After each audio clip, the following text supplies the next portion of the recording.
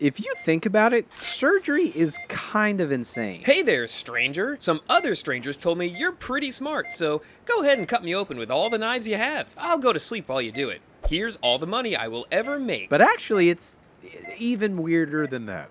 Sorry.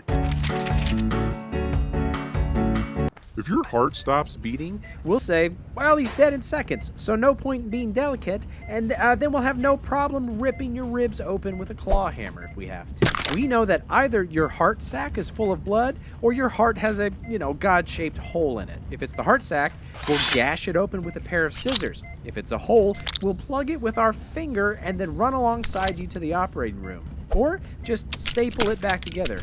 Be glad that I don't have a lightsaber lying around, because you better believe I would go to town with one of those. Also, after some plastic surgeries, reconstructed areas of the body get incompetent veins, which is bad because the function of veins is to bring blood back to the heart. So if they're not working, then the veins say, F it, and toss blood wherever, like some lazy teenager coming home from school. The arteries don't really have an off option, so blood piles up in that one spot until the pressure of it kills all the cells it's trying to bring nutrients and oxygen to. But thankfully, that's what we have leeches for. One way to alleviate all this bloody pressure is good old-fashioned bloodletting. And the best way we have to do that is to stick a handy medical-grade leech onto you. Once, one of our leech delivery boys called in sick, so I had to drive my own car out to the leech farm and pack it full of those vampire slugs. Someone's life was depending on me turning my hybrid into a blood wagon, so I stepped up to the plate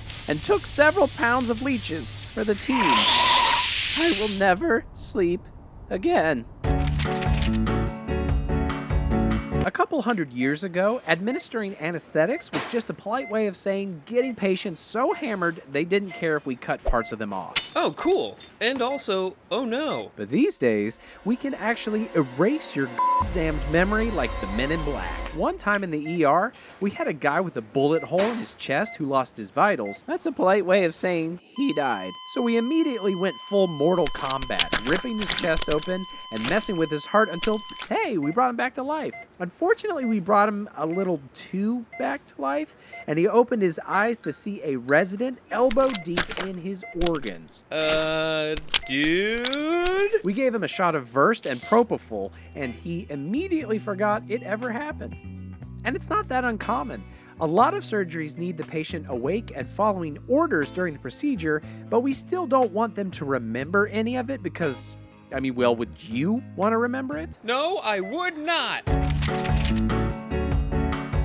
Speaking of things you don't remember, we probably touched your genitals while you were sleeping. Is that extra? On the house, actually. Oh, phew. Look, we're not giving you 100 cc's of medical molestation for nothing. It's just that making sure your bladder is empty is a vital part of most surgeries, since we don't want you pissing all over your innards. And also, it's easier to avoid popping your bladder with a scalpel if it's already deflated.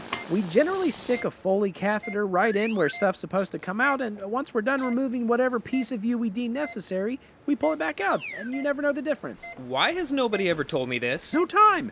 On a normal day, we start checking in on our patients at 4:30 a.m., followed by a meeting to discuss, all those conversations at 7:30 a.m. If we have 60 patients, which is a conservative estimate, that gives us 3 minutes per patient, assuming that we also have the ability to teleport from room to room. That's what I want surgery for. Basically, I avoid anything that's going to unnecessarily protract a conversation, like, say, mentioning that I stuck stuff up your dick hole. That'd just distract from focusing on more serious and important matters. That's a polite way of saying farts. If we need to cut open your abdomen, more often than not, the trauma causes your digestive system to basically go to sleep. While this is usually harmless, it also means that any food that gets shoved down your gullet is going to come right back out the same way. Possibly all over those brand new stitches lining your stomach. No one really knows how long it's going to take your intestines to wake back up. I've seen it take as little as 12 hours and as long as a week. The best way to find out if it's awake again? Farts. Farts? Again, farts. Farts. farts. Hooray! After we hear that you farted, we'll often let out a celebratory cheer because, yay, your intestines are awake and you're gonna live. But it's not only farts that are important, it's pretty much anything your lower half does. If you've peed, we need to know how much. Same with poop, but that could be a little harder. Let's say you have diarrhea and the nurse records 300 in the computer. What's that mean? 300 milliliters of poop?